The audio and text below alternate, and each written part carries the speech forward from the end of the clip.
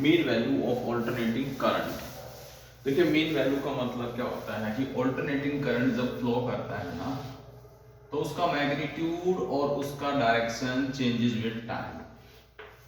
ऐसे तो एक वेव को जो कंप्लीट होने में टाइम लगता है वो t है, तो ये हाफ साइकिल के लिए टाइम होगा हमारा t/2। क्लियर। और ये है मैक्सिमम वैल्यू ऑफ करंट जिसको हम रिप्रेजेंट करते हैं आई नोट से। और वर्ड यूज किया है मीन। मीन का मतलब होता है कि टोटल चार्ज को अगर हम टोटल टाइम से डिवाइड कर देंगे तो हमें क्या मिलेगा, mean value of alternating current मिलेगी।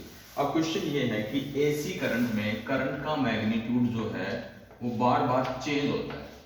ये देखो, अब करंट की एक्चुअल में डेफिनेशन होती है फ्लो ऑफ चार्ज। इसका मतलब कहीं ना कहीं हमारा फ्लो ऑफ चार्ज जो है वो कांस्टेंट नहीं है, वो वेरिएबल है। एक बार फ्लो ऑफ चार्ज हमारा इंक्रीजिंग है और नेक्स्ट में हाफ साइकिल में वो डिक्रीजिंग है। तो इसका मतलब क्या है कि कहीं ना कहीं हमारे फ्लो ऑफ चार्ज जो है वो फिक्स नहीं है। चलो तो हम एक इंस्टेंट पे हम करंट की वैल्यू को अज्यूम कर लेते हैं कि हमारे पास करंट जो है वो ये है dq/dt। क्लियर। बट हमें 0 से लेके t/2 टाइम इंटरवल में हमें टोटल चार्ज फाइंड करने हैं, क्योंकि मीन वैल्यू जो होती है, मीन वैल्यू और एवरेज वैल्यू उसको हम रिप्रेजेंट करते हैं total charge upon total time taken.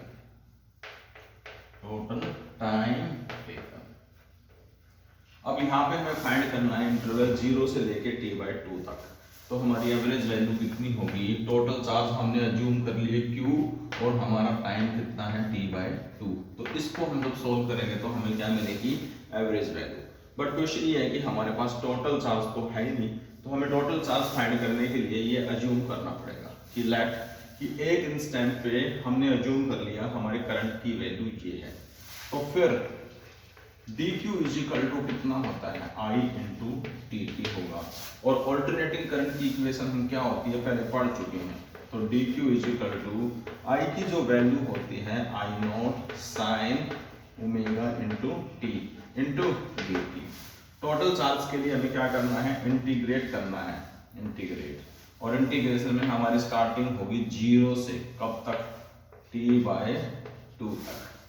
तो dq को इंटीग्रेट करूंगा, q होगा, I को बाहर ले लिया I नॉट, साइन का इंटीग्रेशन होगा माइनस कितना, cos ओमेगा t, लिमिट 0 से लेके t/2 तक। एंड कोफिशिएंट जो है वो भी डिवीजन में आएगा। तो q is equal to minus कितना, I नॉट अपॉन ओमेगा। और अब लिमिट अप्लाई करते हैं, cos ओमेगा t को रिप्लेस करते हैं एक बार t/2 से और एक बार t को रिप्लेस करेंगे हम किससे, 0 से। राइट। तो अब इसको सोल्व करते हैं एक बार, देखिए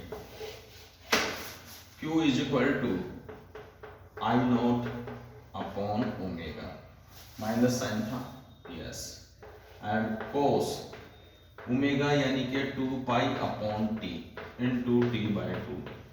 यहाँ पे cos 0 की वैल्यू होती है -1, t कैंसिल दिस, cos पाई की वैल्यू होती है -1।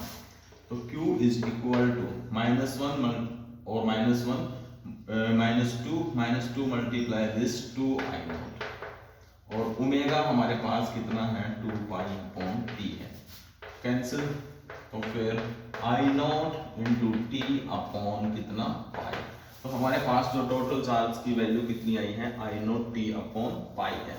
और एवरेज वैल्यू यानी कि जिसको हम मीन वैल्यू भी बोलते हैं, उसके अकॉर्डिंग उसका फॉर्मूला होगा टोटल चार्ज यानी कि this I not T upon pi and divided by t/2।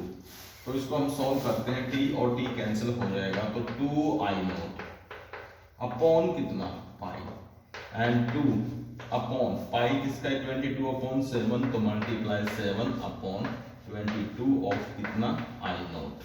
और इसको सॉल्व करेंगे तो वैल्यू आएगी 11।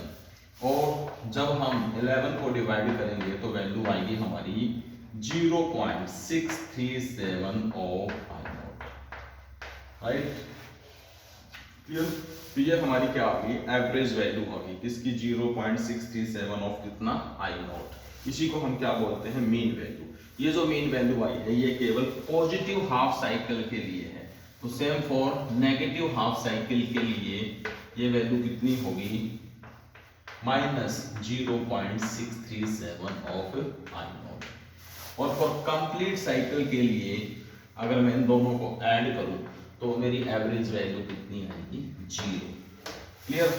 तो याद रखना, क्योंकि हमें इंस्टेंटेनियस करंट फाइंड करना है और उसका यूज करके हमें टोटल चार्ज फाइंड करना है। टोटल चार्ज आने के बाद हमारा जो एवरेज का फॉर्मूला है वो हमें इस पर अप्लाई करना है। तो फाइनली हमारा आंसर 0.673 ऑफ कितना, आई नॉट है, राइट।